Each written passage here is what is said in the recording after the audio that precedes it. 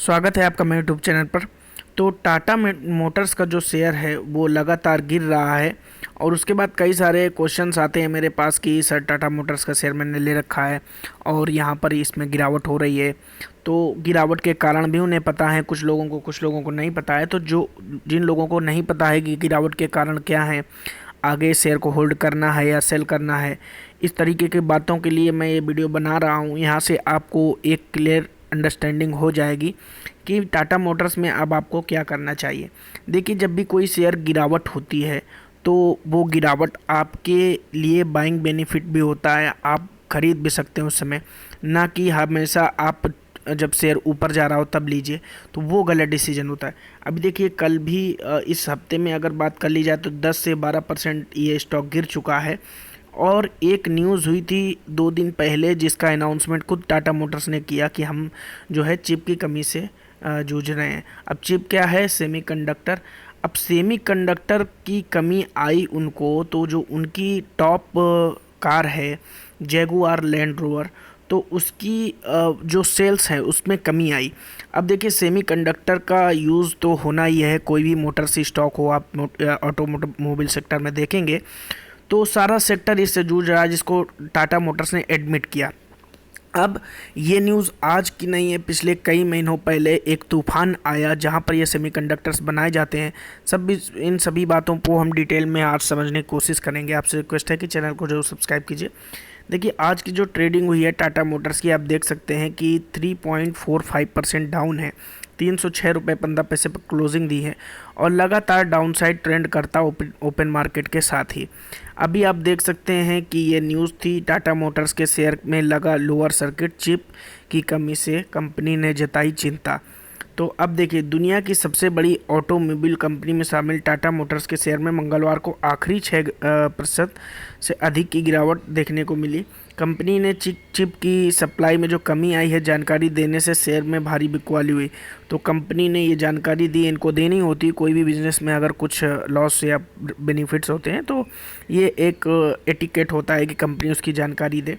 Semiconductors की कमी से टाटा मोटर्स के luxury car brands Jaguar Land Rover wholesale volume सितंबर क्वार्टर में आधी हो सकती है। अब ये देखिए, इनकी जो होलसेल की सेल की जो वैल्यू है वो आधी हो सकती है। होलसेल में ही इतनी बड़ी जो कार हैं वो बेची जाती हैं, ना कि एक कार दो कार, इस तरीके के नहीं। रिटेल की जो इनकी बिक्री है वो तो बढ़ी थी, लेकिन जो होलसेल की बिक्री है जिससे इनका ज़्यादातर रिवेन्यू आता है वो अभी घट चुकी है।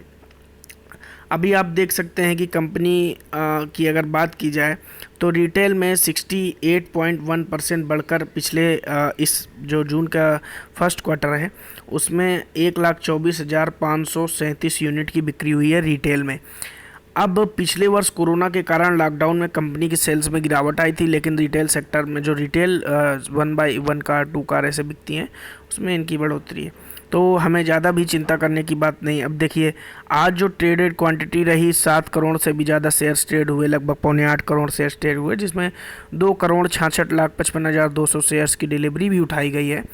तो कुछ लोगों ने इसको लॉन्ग टर्म के प्रोस्पेक्ट से देखते हुए इसमें, अब देखिए, चिप की जो मैन्युफैक्चरिंग होती है impacted by fire incident with Japanese supplier potentially Renesas Technologies and issues due to snow storm in the Texas based supplier potentially Infineon Technologies. तो यहाँ से कहीं पर आग लगी, कहीं पर तूफान आए, उस मतलब बर्फ़ के तूफान, उस वजह से सेमीकंडक्टर की सप्लाई में कमी आई, जिसको उम्मीद जताई जा रही है कि सितंबर के क्वार्टर के अंत तक सुलझा लिया जाएगा। फाइनेंशियल डेटा की बात करें जो, तो 31 तारीख को इनके मार्च में रिजल्ट आए, उसमें कंसोलिडेटेड टोटल इनकम रही इनकी एक क्वार्टर की 89,319 करोड़, जो कि 16.96% लास्ट क्वार्टर से ऊपर थी। और जबकि अगर लास्ट ईयर के क्वार्टर से कंपेयर किए करें, यानी मार्च 2020 से, तो 41.65% के कंसोलिडेटेड एनुअल जो रिवेन्यू क्वार्टरली रिवेन्यू था उसमें इन्होंने बढ़ोतरी बनाई 41% की। प्रॉफिट में भी बढ़ोतरी हुई थी। अब देख लीजिए, प्रॉफिट में जो इनकी company reported net profit of 7,510 crore in last latest quarter. तो जो अभी इनका लास्ट क्वार्टर था मार्च में, उसमें आईसीआई सिक्योरिटीज़ ने जो टारगेट्स बताए हैं, टारगेट्स इनके बहुत अच्छे बताए जा रहे हैं, 528 के, यानी कि लगभग 65% टारगेट ऊपर बताए जा रहे हैं अभी। तो मुझे लगता है अगले एक साल के लिए टारगेट है तो शायद आसानी से मीट भी हो सकता है, कोई बड़ी बात नहीं। टाटा मोटर्स ने पिछले एक साल में पैसा वैसे भी डबल किया है, 180 190 के आसपास ट्रेड करता दिखाई देता था मार्च 2020 के आसपास। होल्डिंग पैटर्न भी शानदार है। फाइव ने भी स्टेक अपने बनाए हुए 15 पॉइंट क्वार्टर बाई क्वार्टर घटा करके 13.8 तक आए हैं, लेकिन ये एक नॉर्मल प्रॉफिट बुकिंग होती है क्योंकि टाटा मोटर्स 350 के लेवल पर ट्रेड कर रहा था एक साल के अंतराल में, लगभग डबल, तो प्रॉफिट बुकिंग का शोर होता है, उसमें कोई नहीं है। डीआईएस का इन्वेस्टमेंट बराबर चल रहा है। पब्लिक की होल्डिंग जो है अप्स डाउन्स देखने को मिलते हैं, 1-8% की बात नहीं होती है। रिटर्न्स की बात करें तो ये जब से अनाउंसमेंट हुई है सेमीकंडक्टर की न्यूज़ की, तो ये आप देख सकते हैं 9.8% 1 वीक में डाउन है, एक महीने में 11% डाउन है, 3 महीने में फ्लैट और 6 महीने में 55% की रिटर्न। तो इसको आप एक तरीके से ये भी देख सकते हैं कि टाटा मोटर्स में फ़िलहाल प्रॉफिट बुकिंग चल रही है छोटी मोटी।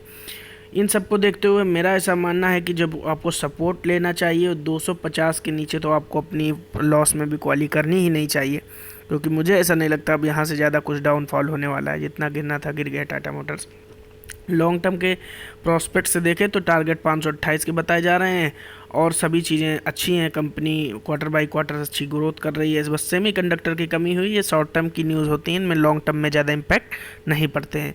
तो ये मेरी एनालिसिस है जो कहती है मेरे एक्सपीरियंस के साथ कि फ़िलहाल टाटा मोटर्स को आप होल्ड कर सकते हैं, लॉन्ग टर्म के लिए बाइस कर सकते हैं, और बाकी आप अपने एडवाइज़र से कंसल्ट भी कर सकते हैं। तो ये वीडियो आपको कैसे लगा कमेंट बॉक्स पे जरूर बताइए। फर्स्ट टाइम चैनल पर विजिट आए तो चैनल को सब्सक्राइब कर लीजिए। Thank you for watching. जय हिंद।